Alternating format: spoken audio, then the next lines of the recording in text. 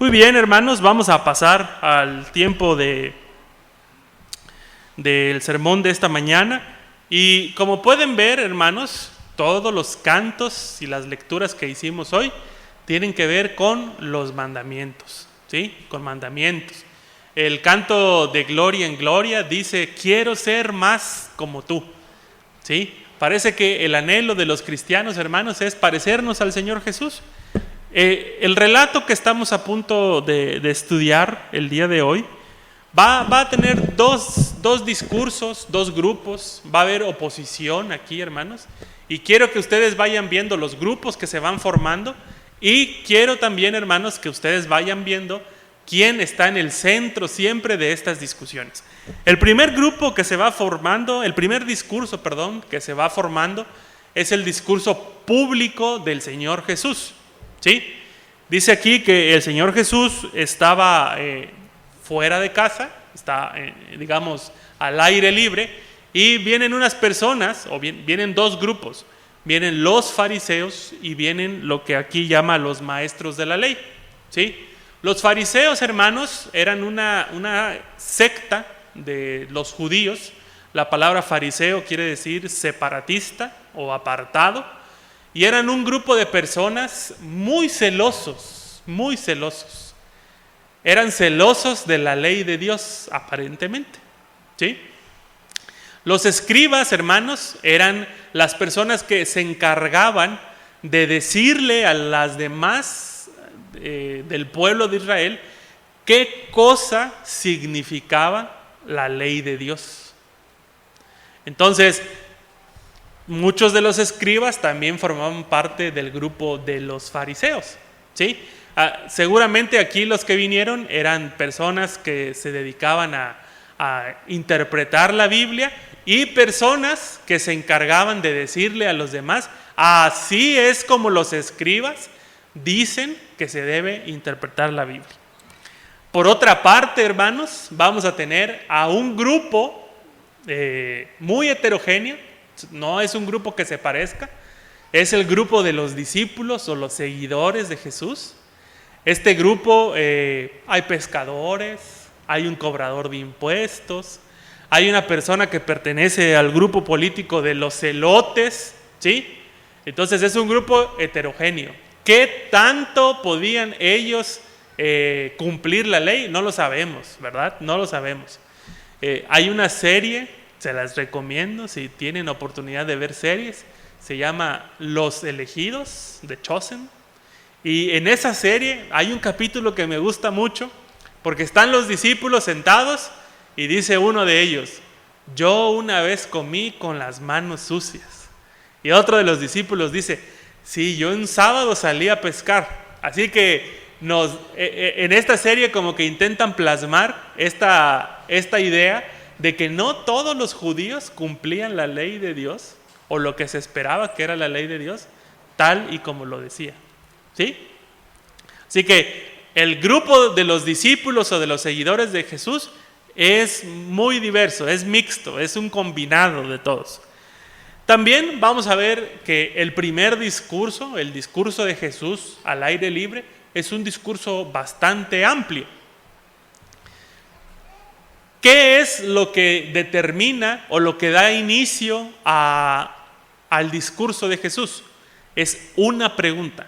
La pregunta que da inicio aquí es: ¿por qué tus discípulos no siguen la tradición de los ancianos y comen con las manos sucias? Esa es la pregunta que da inicio al discurso de Jesús, al discurso al aire libre. ¿Por qué tus discípulos no siguen la tradición de los ancianos? Y el segundo discurso que da Jesús es ya dentro de la casa. Cuando Jesús está con sus discípulos, ellos le dicen: Señor, ¿qué quisiste decir? ¿Sí? No sé si les ha pasado, hermanos, después de leer la Biblia, que ustedes se queden con cara de ¿y qué quería decir este pasaje, verdad? Bueno, así estaban los discípulos también, preguntándole al Señor Jesús qué es lo que Él quiso decir. Antes de continuar, déjenme darles un dato interesante que encontré. Dice un autor estudiando la forma de pensar de las personas de Oriente, en este caso las personas de Palestina. Dice, en Palestina se pensaba que los seres humanos pensamos con el corazón, pero que al corazón le llega información de los ojos. Así que pensamos con el corazón de acuerdo a lo que vemos.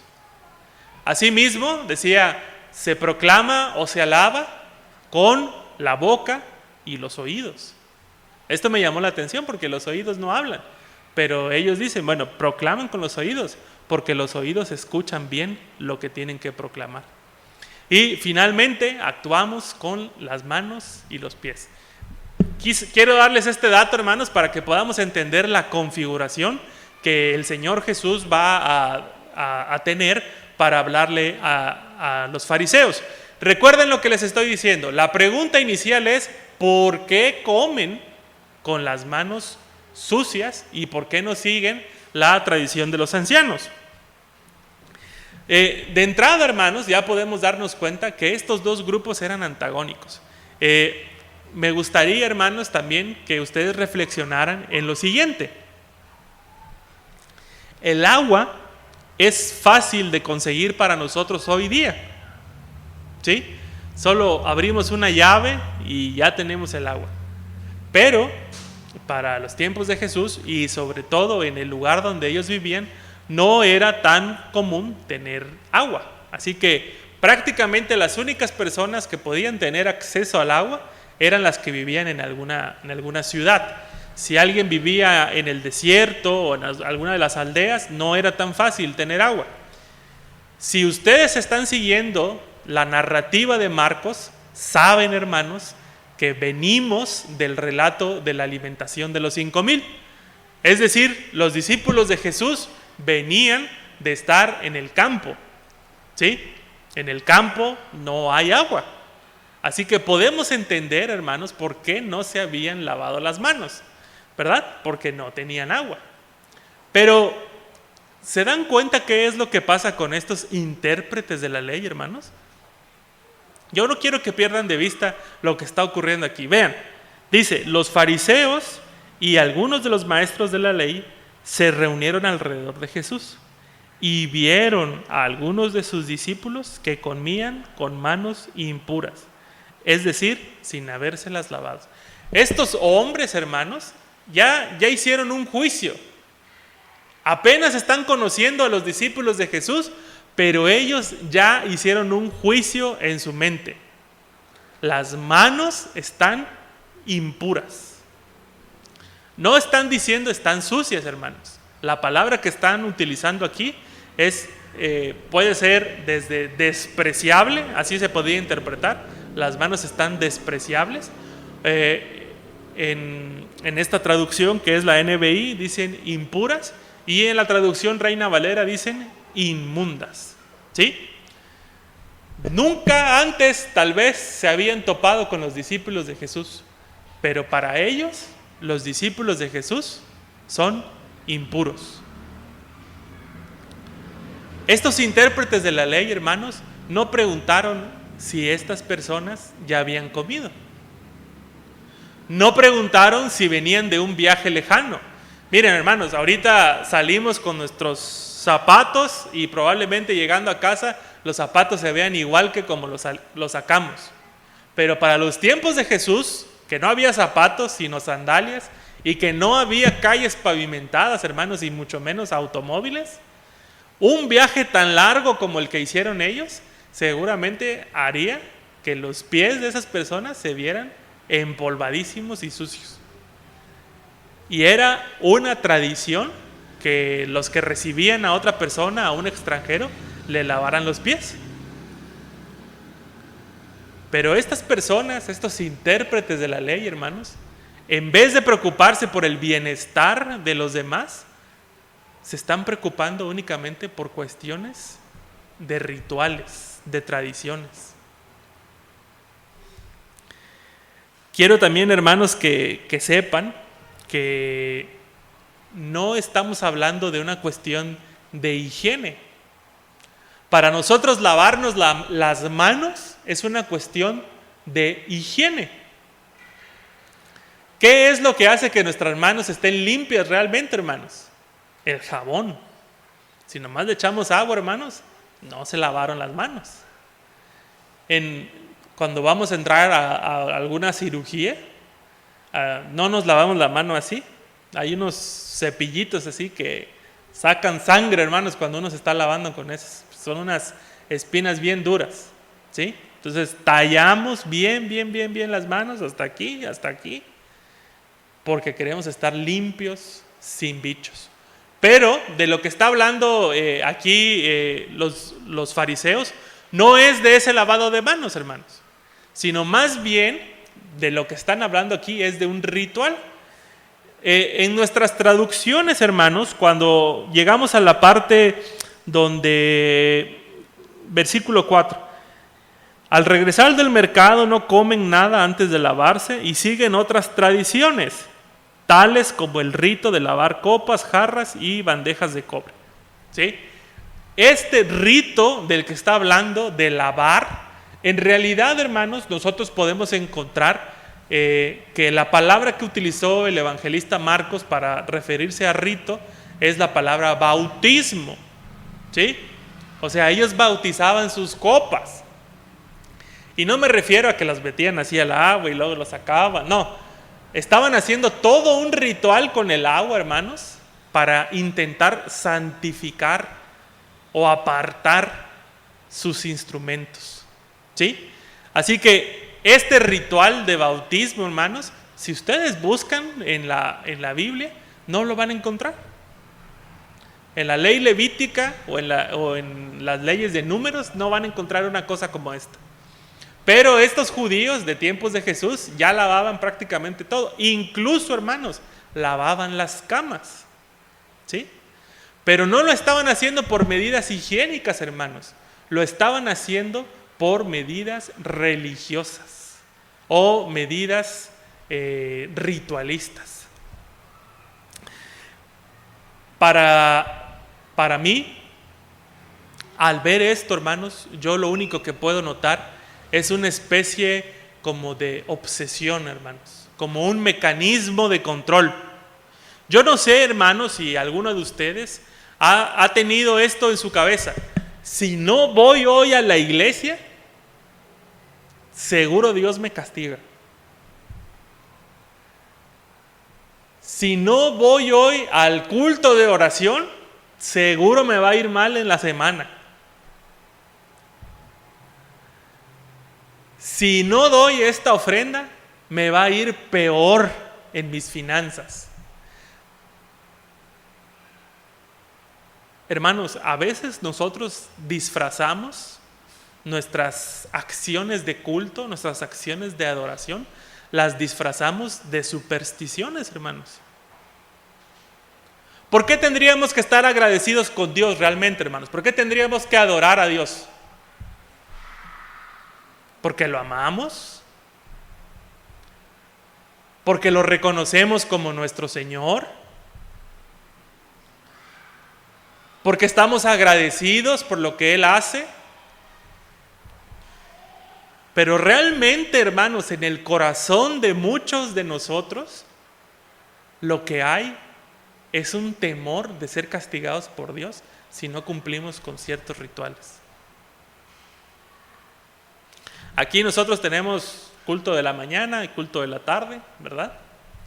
Alguien podría sentirse atemorizado de no venir al de la tarde, ¿verdad? ¿Me puede castigar Dios si no voy al de la tarde?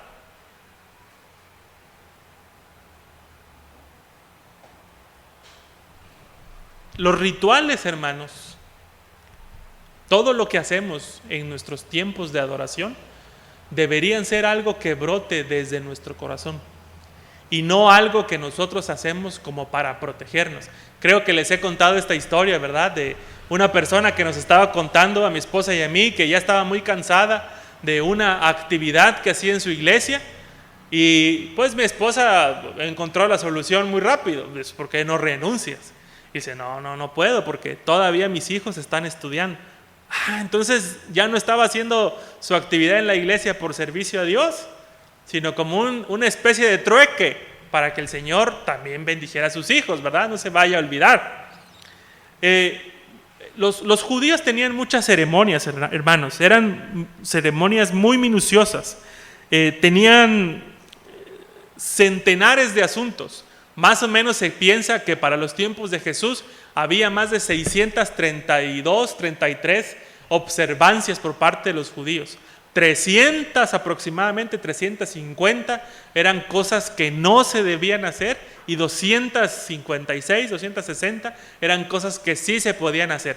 Las observancias que habían hecho los fariseos y los escribas de las actitudes de la ley, hermanos, eran prácticamente para todo, para viajar, para comer, para dormir, qué hacer en los días de reposo. Toda la vida de un judío estaba controlada por lo que decía la ley. Algunos estudiosos piensan que había tantas leyes, tantas prohibiciones de un mandamiento, que a veces los judíos ya ni siquiera sabían de qué mandamiento estaban hablando. Por ejemplo, dice el mandamiento, no codiciarás. Y ellos decían, bueno, codiciar también puede ser esto, también puede ser lo otro, también puede ser esto, se puede hacer lo otro. Y al final la gente decía, ¿y por qué no hacemos esto? ¿Quién sabe? Ya ni siquiera sabían cuál era el mandamiento que estaban cubriendo. Para ellos, hermanos, el cumplimiento de todas estas minuciosas reglas era sinónimo de salvación. Se iban a salvar si ellos cumplían con todas estas reglas. Así que las dudas que a ellos les surgen, hermanos, son dudas genuinas. Al menos en Marcos y en este pasaje que estamos leyendo hoy, no se nos dice que había trampa por parte de ellos. Mateo sí nos va a contar que lo estaban buscando con trampa, pero aquí no.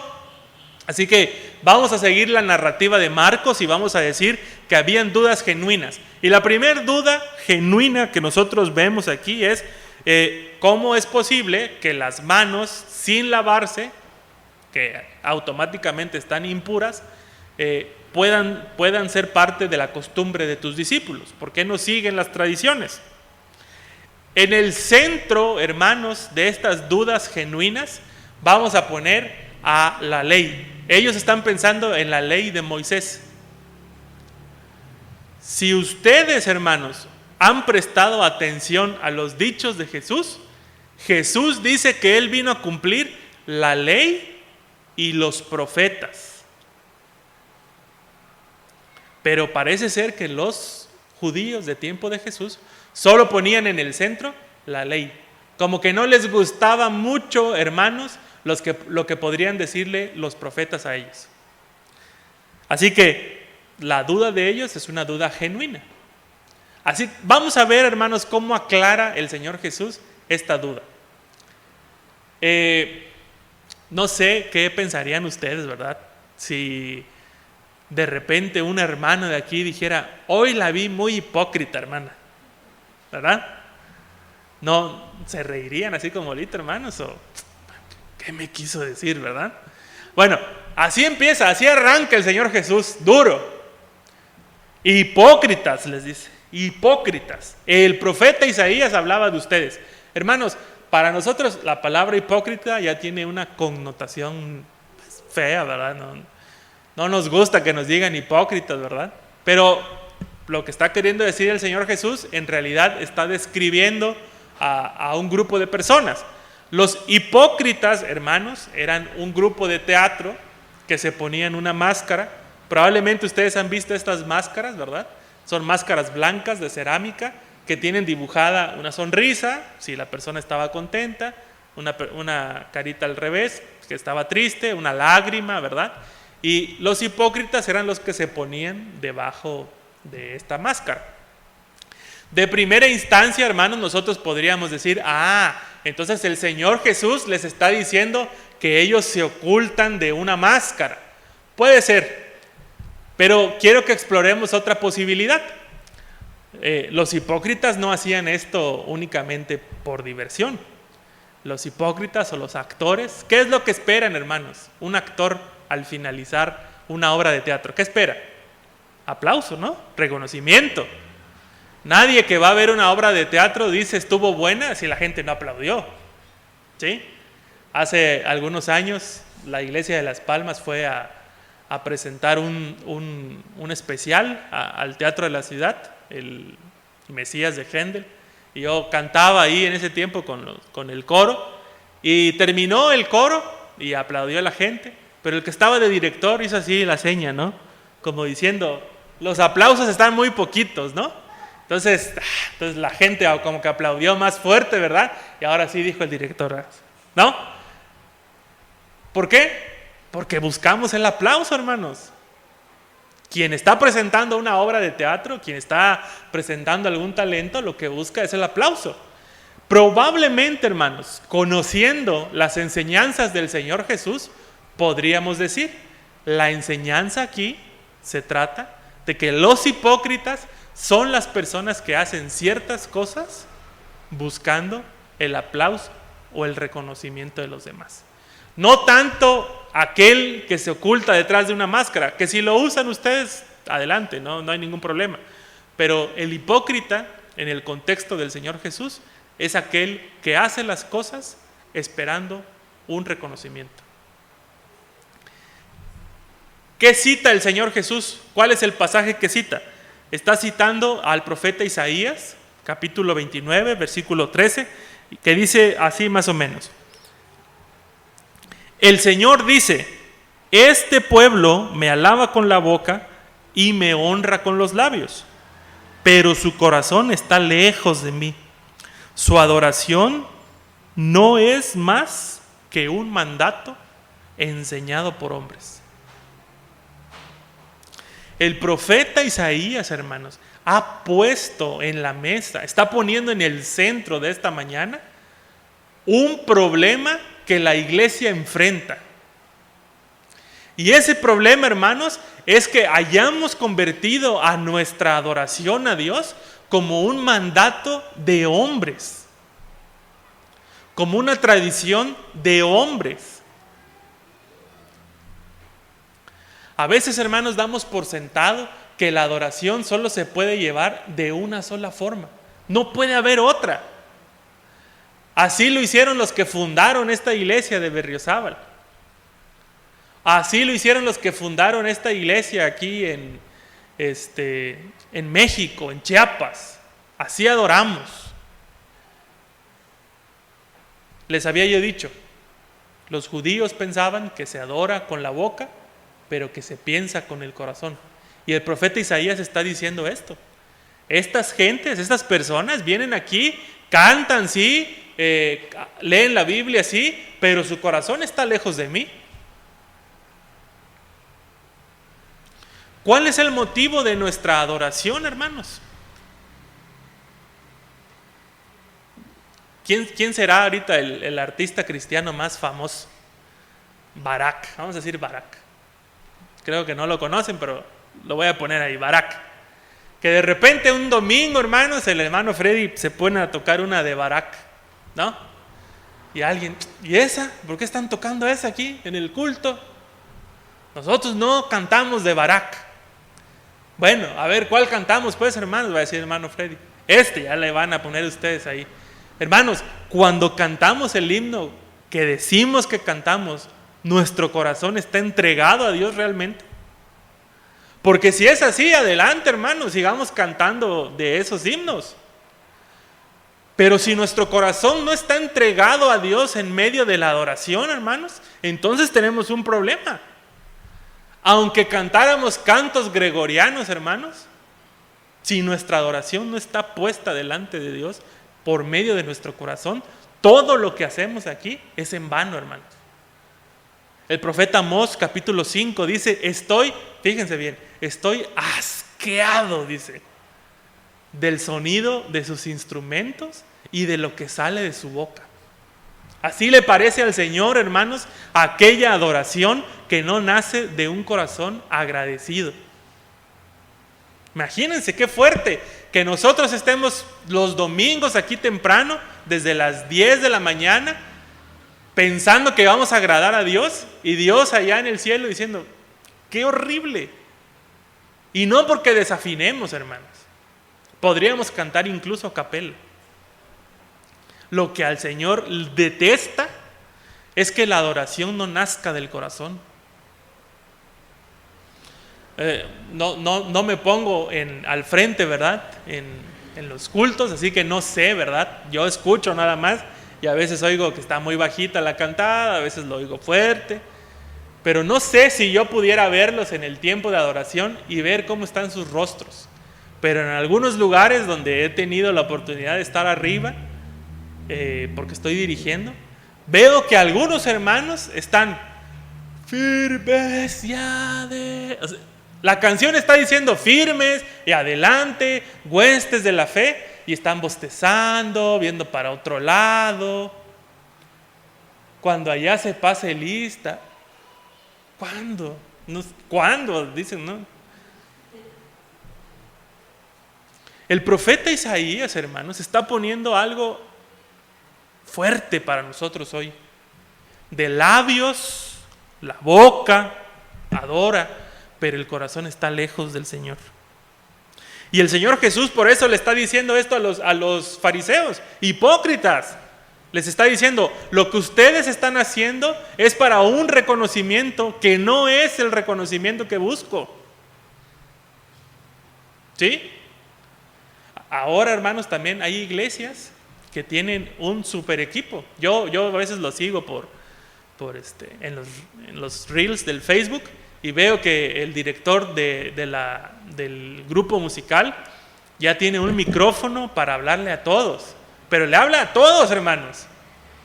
Dice, un video que vi, en esta canción, eso no está saliendo al público, está saliendo a los que están conectados a la red, a los músicos y a los de las letras.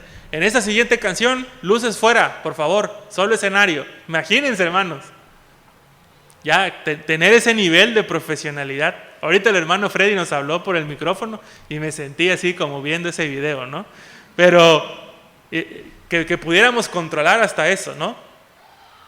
Corremos también el riesgo de convertir, si tenemos todas esas herramientas, convertir el culto también en un espectáculo. En los dos extremos hay un problema, hermanos.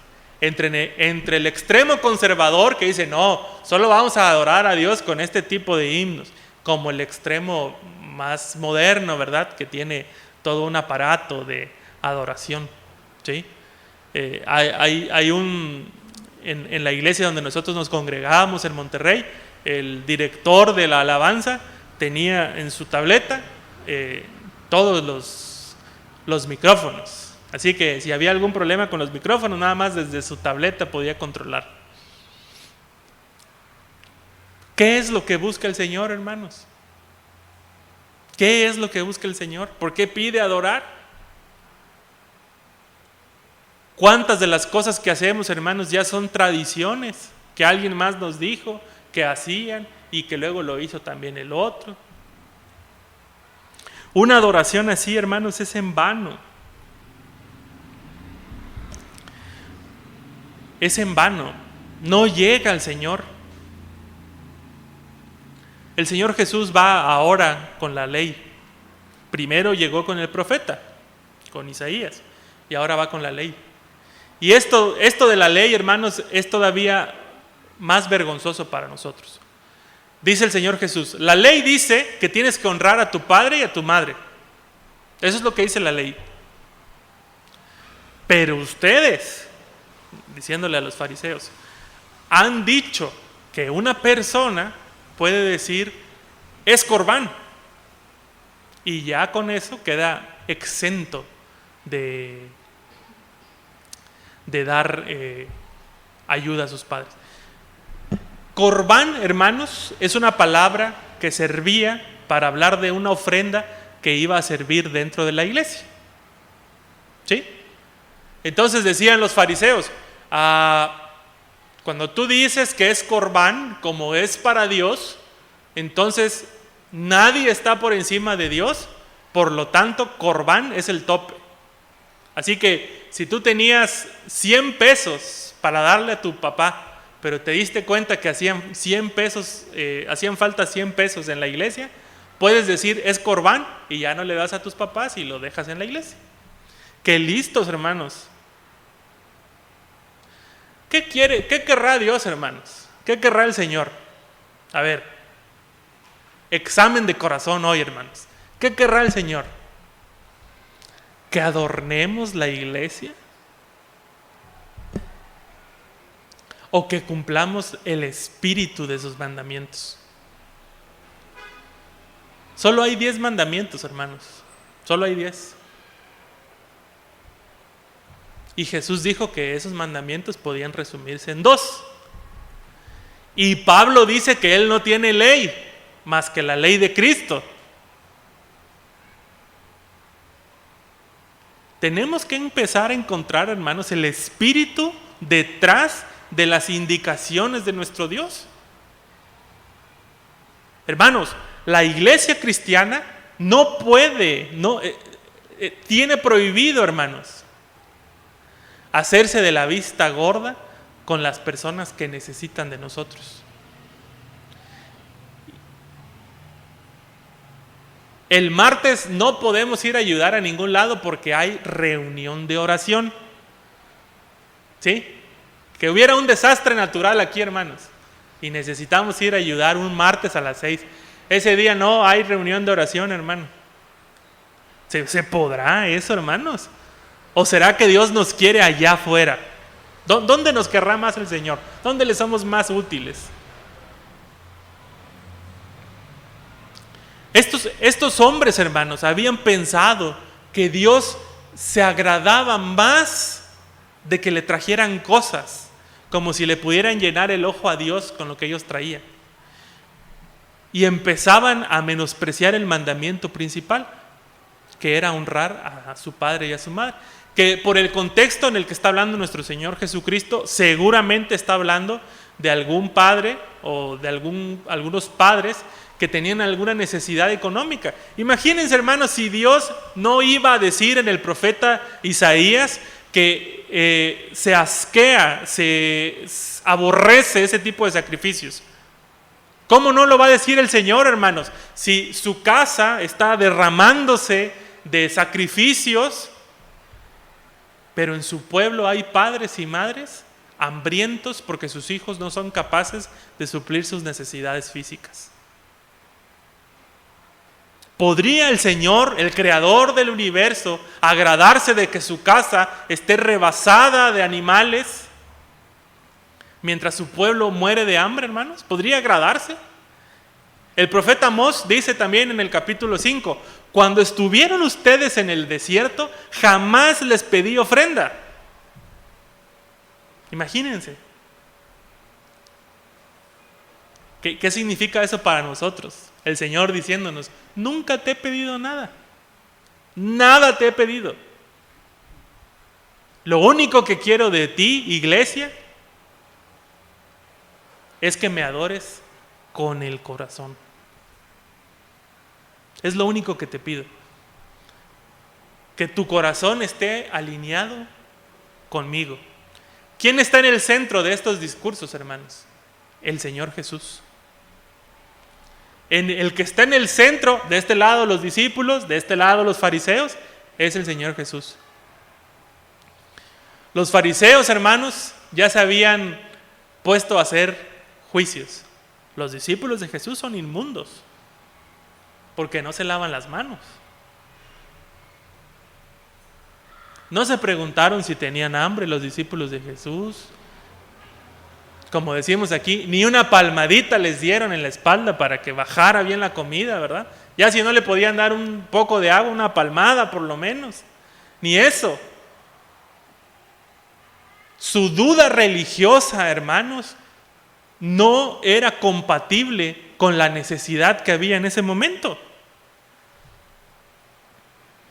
¿Qué dudas religiosas podemos tener hoy, hermanos? ¿Estará bien cantar de Barak? ¿Sí, no? Nos vamos a preguntar. Van a ir a buscar Barak terminando, a ver quién es Barak, van a decir. ¿Estará bien cantar Barak? Mientras aquí en nuestra ciudad, hermanos, un montón de personas muriendo de hambre.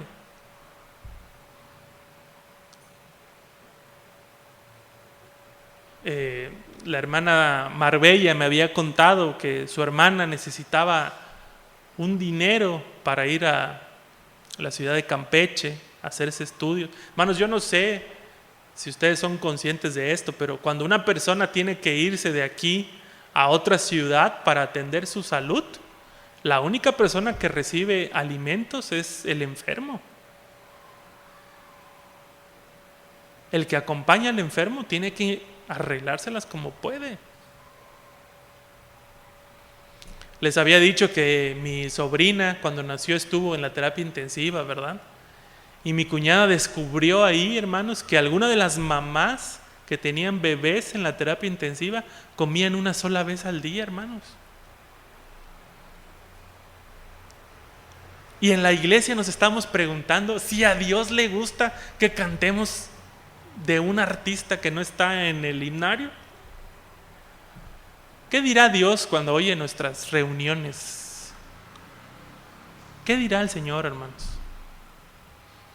Qué bonito cantan. Esas son las que me gustan, va a decir el Señor. ¿Qué le vamos a decir al Señor, hermanos? Yo solo canté gracia y devoción, Señor, aun cuando dejó de existir el himnario, porque ya no lo imprimen, hermano. O otros que digan, yo, gracia y devoción y el azul. No sé cómo se llama el azul. Me gusta un montón, pero no sé cómo se llama. Solo a Dios la gloria. ¿No será que Dios, hermanos, quiere abrirnos los ojos hoy? Y que busquemos la adoración de Él en otro lado.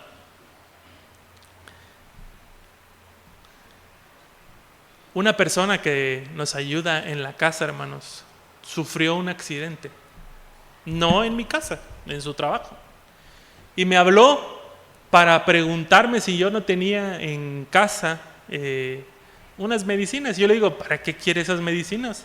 No, o sea, no tengo de esas, pero puedo tener otras. Y ya me contó lo que le había pasado, y le digo, vaya al seguro. Me mostró una foto de su pie lastimado y le digo, vaya al seguro, porque eso necesita que se arregle. Porque ella me dijo, dicen que está fracturado. Le digo, vaya al seguro. Y me dice, no tengo seguro. Trabaja, tiene un trabajo formal, no tengo seguro, dice. Entonces, el Señor me habló claramente y le dije, vaya con este amigo. Tengo un amigo que es fisioterapeuta y yo le voy a pagar la primera sesión, le dije. No, yo le voy a pagar su tratamiento, le dije. Le hablé a mi amigo, fue y le deposité la consulta. 1 o 2 semanas después me habla la recepcionista de mi amigo y me dice, doctor, qué pena, dice, pero ya son 4 sesiones que viene la señora, dice. ¿Usted lo va a pagar o le hablamos a ella para que la siguiente lo pague ella? La sesión cuesta 500. Entonces ya debía yo 2,000. Y le digo, yo lo pago, le digo, porque yo no le dije a ella que solo iba a pagar una sesión, que era lo que estaba en mi cabeza, hermanos.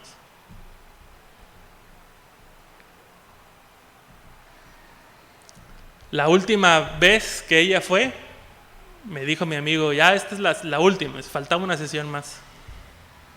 La pagué.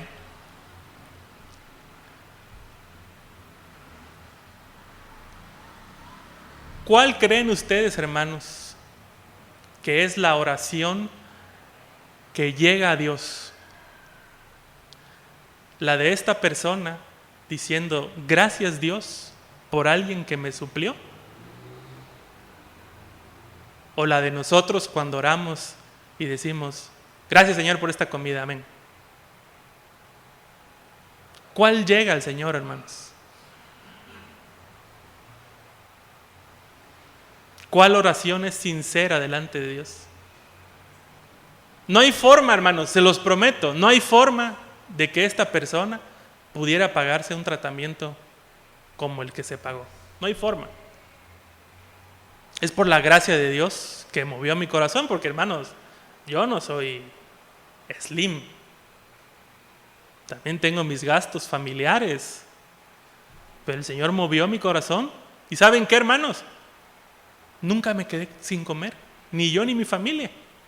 Comimos perfectamente en esa semana y media. ¿No les parece, hermanos, que la adoración que subió a Dios es la de esta mujer que no tenía nada y de repente tiene cómo suplir una necesidad de salud? Y cuando esté orando, porque pues, conoce del Señor, ella diga: gracias, Señor, por lo que me diste. ¿No creen, hermanos, que esa adoración va a llegar directamente al Señor? Y de eso se va a gozar Él. Venimos a la iglesia, hermanos, oramos, cantamos y nos vamos. A veces ya estamos pensando en el cochito, en la barbacoa, que nos vamos a ir a comer de aquí.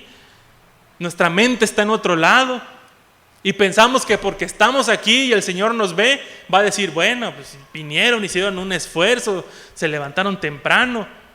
No, hermanos, el Señor no nos necesita aquí. No para eso. Nos necesita afuera, ayudando a las personas que no tienen, y nos necesita aquí, porque aquí, hermanos, es cuando nosotros venimos y decimos: Señor, ayudé a las personas y no me quedé sin comer. De verdad tú me sostienes. Yo pensaba esta semana en Dani, que me enteré. Digo, ¿cómo me sentiría yo si consigo un trabajo, me voy a trabajar y digo: por fin ya un trabajo, y después me enfermo y ya no puedo ir a trabajar? Yo sentiría que el Señor me está jugando una mala pasada. Por eso la iglesia, hermanos, tiene que estar pendiente de cada uno de sus miembros. ¿Queremos adorar a Dios, hermanos? Tenemos que estar pendientes de nosotros mismos y sustentarnos en lo que podemos. ¿Cómo podemos darle gloria a Dios los domingos, hermanos, si en la semana no hicimos nada que pudiera darle gloria a Dios?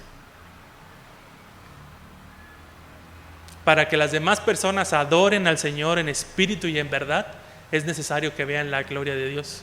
Y solamente pueden verlo a través de su iglesia actuando, hermanos.